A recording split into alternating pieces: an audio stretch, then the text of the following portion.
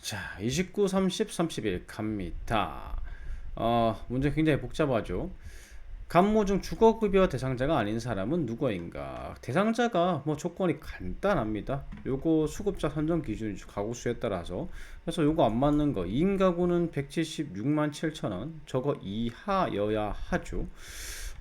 그런데 얘는 지금 2인인데 182만 원이니까 병이 안 됩니다. 뭐 자간지 임차인지는 상관없죠. 실거주는 무조건 다 돼야 되고. 그 다음에 30번입니다. 30번 가장 많은 주거급여 가장 많이 받으려면요 요거에 이제 기준이 보시면은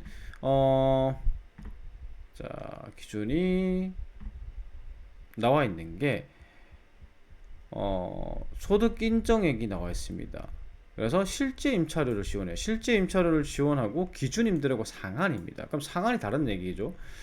그래서 일단 요 중에서 많이 쓴 애들이 일단은 후보일 거고요. 그 다음에 상한선이 높은 거는 지금 어디냐면은 서울과 인천이에요. 그래서 요거 서울 인천 위주로 보셔야 되겠죠. 이게 포항까지 뭐 고려할 수는 있겠지만은 이게 지방이면은 무조건 5인 이상이라도 28만 7천 원이니까 얘는 말이 안 되는 거죠. 그래서 얘 제끼고 우리가 본 다음 확인한 다음에 을정만 확인하면 됩니다. 그래서 을 같은 경우에 5인인데 50만 원이잖아요. 얘 인천입니다. 인천은 근데 최대치가 42만 8천 원이에요. 그러니까 얘가 50만 원을 썼지만은 상한이 있으니까 42만 8천 원을 받을 수가 있는 겁니다. 근데 반면 서울의 4인 가족은요 54만 5천 원까지 지원받을 수 있어요. 근데 얘는 얼마 썼죠? 45만 원 썼으니까 그대로 다 받을 수가 있습니다. 그러니까 제일 많이 받는 건 정이 될 수밖에 없겠죠. 31번이에요. 주거급여 제출 시 제출 서류는 무엇입니까? 4개라고 되어 있는데 위에 보시면은 5개입니다. 딱 보이죠? 5번 아름답게 돼 있잖아요 지금. 자, 그 다음에 필요서식 어디 있습니까? 라고 물어봤더니 구청 시청했답니다. 이 직원 이제 민원 받을 겁니다. 죽죠. 왜냐하면은 위에 뭐라고 되어 있습니까? 위에 어디 있다고 되어 있죠? 읍면동 주민센터 동사무소에 있는 겁니다. 잘못 안내했죠. 큰일 났습니다. 자, 그 다음에 실제 거주에만 지원받을 수 있나요? 이건 어떻게 할 수 있어요?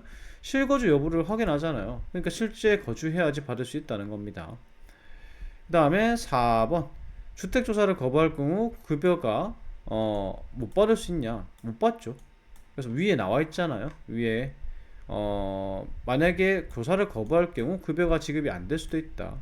그러니까 확실히 안 된다가 아니라 안 될 수도 있다니까 여기서도 안 될 수도 있으므로라고 안내해줘야 되겠죠. 4번이 맞는 거고요. 신청 같은 경우에 대리 신청 된다고 돼 있죠. 위에 보시면은 신청 절차에다가 대리인 신분증을 지참해서 대리가 된다.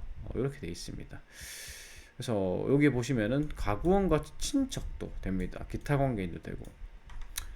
그래서 요거는 정답이 4번이 되겠죠.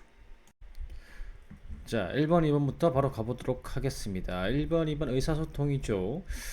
지금 문제 구성이 두 가지인데, 첫 번째는 제목 찾기고요. 그 다음에 두 번째로는 순서별입니다. 자, 그러면 뭘 먼저 풀어야 될까요? 당연히 순서별을 못합니다.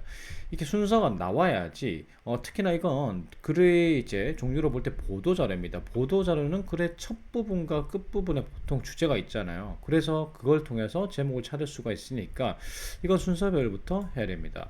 자, 그리고 순서별을 하려고 보니까 이게 이제 날짜가 있죠, 날짜가.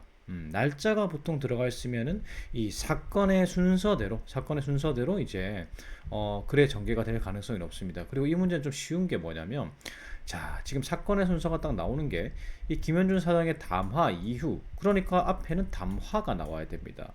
그 다음에 국제시장의 반응 또한 다르지 않습니다. 앞에 국내 시장의 반응이 나와야 되겠죠. 자, 그 다음에 요거는 첫 번째 문장으로 좀 적절해 보이고요. 이번 채권의 발행 시기는 그럼 채권을 발행했다라는 내용이 나와야 돼요. 그래서 이게 보니까 채권을 성공적으로 발행했다 이렇게 나오죠. 그래서 이어질 게 뭔지를 갖다가 좀 알 수가 있는 겁니다. 자, 그리고 이러한 채권의 발표에 따라서 김현주 사장이 여기서 담화를 했습니다. 그러니까 담화를 했으니까 이 다음 내용이 담화가 나와야 되겠죠. 그러면 누가 보더라도 이거는 다가 제일 처음이고요. 다 다음에 뭐가 나와야 되죠? 라가 나와야 되는 겁니다.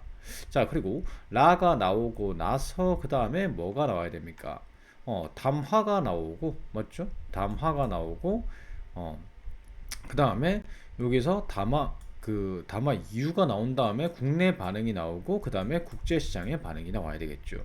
그래서 당연히 정답은 3번이 정답이 됩니다. 자, 그리고 첫 번째 문장이 뭐죠? 첫 번째 문장이 요 문장이었죠. 그래서 브라질 채권은 성공적으로 발행을 했고, 그 다음에 마지막 문장이 뭡니까? 마지막 문장이 나입니다. 나. 그래서 요 나에서 볼게요. 나에서 딱 보시게 되면은 마지막에 이번 브라질 채권 발행을 시작으로 이제 국제적으로 확장을 하겠다. 요런 내용이지 않습니까? 그러니까 당연히 정답은 1번이 정답이 되겠죠.